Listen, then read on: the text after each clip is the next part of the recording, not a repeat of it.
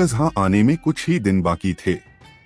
अली और उसकी छोटी बहन ईमान बहुत खुश थे।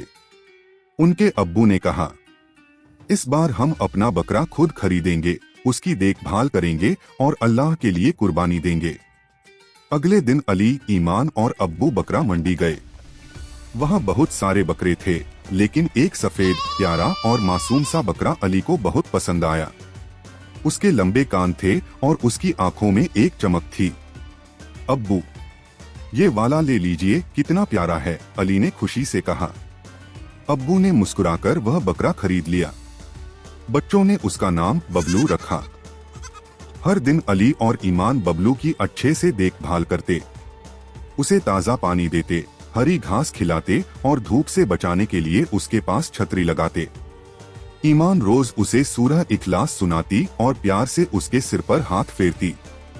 बबलू भी बच्चों से बहुत लगाव रखने लगा।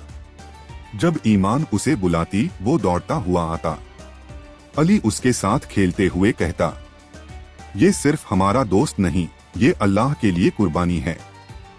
ईद का दिन आया। सबने नए कपड़े पहने और ईद की नमाज पढ़ी। नमाज के बाद बबलू की कुर्बानी का समय आ गया। ईमान की आंखों में आंसू थे, अली भी थोड़ा उदास था। अब्बू ने प्यार से कहा, बेटा, कुर्बानी सिर्फ जानवर काटना नहीं है, ये अल्लाह का हुक्म मानना है। हजरत इब्राहीम अलैहिस्सलाम ने भी अल्लाह के हुक्म पर अपने बेटे की कुर्बानी देने का इरादा किया था। अल्लाह ने उनकी नियत देखी और एक दुम्बा भेज दिया। हम भी अल्लाह के लिए ही कुर्बानी दे रहे हैं। अली और ईमान ने दुआ की और बबलू के शरीर पर प्यार से हाथ फेरते हुए कहा, अल्लाह ताला तुम्हारी कुर्बानी कबूल फरमाए। कुर्बानी के बाद बच्चों ने गोश्त गरीबों में बांटा।